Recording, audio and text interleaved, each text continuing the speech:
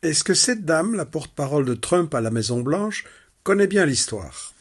That it's only because of the United States of America that the French are not speaking German right now.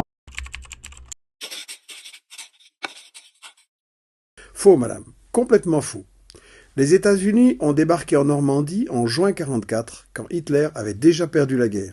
C'est l'armée rouge soviétique qui a détruit 75% de la puissance militaire de l'Allemagne nazie.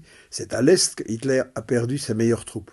Le tournant de la guerre, ce n'est donc pas juin 1944, c'est la bataille de Stalingrad, de juillet 1942 à février 1943, la première grande défaite d'Hitler.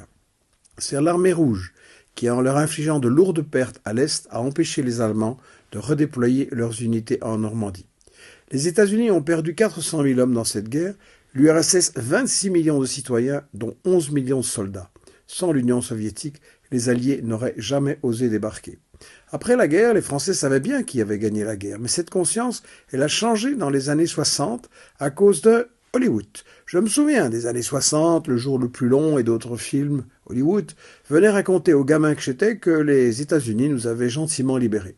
Plus tard, en lisant Jacques Pauwels, Le mythe de la bonne guerre, j'ai découvert que le grand patronat US, Ford, General Motors, les pétroliers, faisait un juteux business avec Hitler pendant toute la guerre et a retardé l'intervention occidentale jusqu'au dernier moment, quand l'armée rouge avait fait presque tout le travail.